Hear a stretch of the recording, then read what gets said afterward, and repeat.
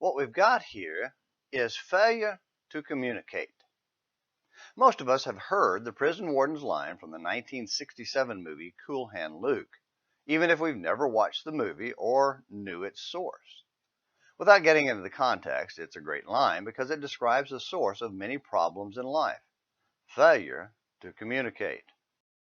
While sometimes one-sided, more often than we would like to think, the fault rests with both sides of a conflict. As the saying goes, there are two sides to the story. One person says or does something without explanation, and another reacts without understanding, and suddenly there's a fight. Facebook has its share of those, as many of the discussions about the coronavirus and the protests have demonstrated. Now, when eternal truth is at stake, a sharp disagreement is necessary. But most arguments are about what we think someone said or should have said, and could be avoided with better communication.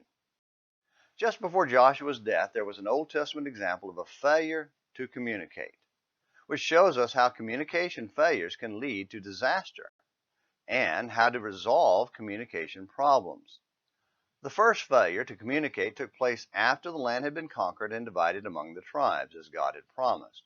When the tribes who lived east of the Jordan were released to go home and settle, they crossed the Jordan and decided to stop and build a great monument on the banks of the Jordan on the east side where they were settling. And they made sure it was visible from a distance, but failed to tell the other tribes what it was. The text calls it a large altar in appearance, Joshua 22, verses 9 and 10. The second communication problem arose when the tribes on the west side of the Jordan heard about it. They immediately thought it was set up in rebellion to the centralized worship at the tabernacle and gathered for war, Joshua 22, verses 11 and 12. In other words, they assumed the worst and prepared to attack. We never see that on Facebook, do we? By the way, recently I listened to a debate on church issues recorded in 1961. Facebook debates didn't invent assuming the worst and unfair attacks. How was the communication issue resolved?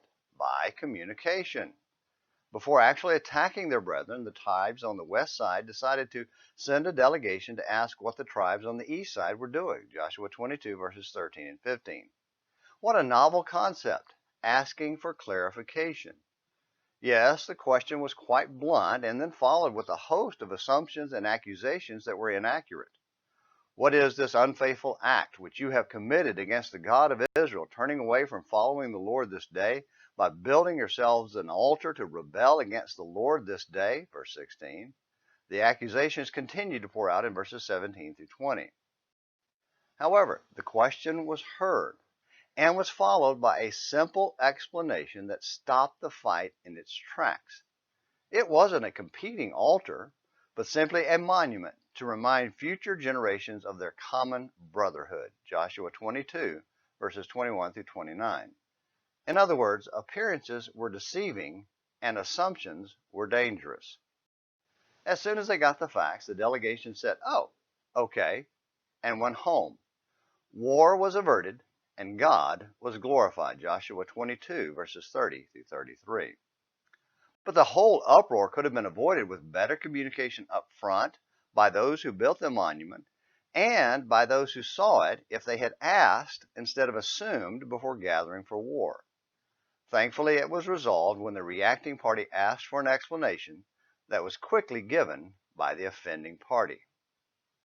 Good communication among people of goodwill will avoid the problems caused by the failure to communicate. So if you find yourself in a fight, step back and ask first, am I a person of goodwill? If not, then fix that first. Get the beam out of your own eye, then worry about the speck in your brother's eye. And keep coming back to Morning Minutes in the Bible for more speck picking, beam removal. Until tomorrow, this is James McClenny, hoping you have a great day.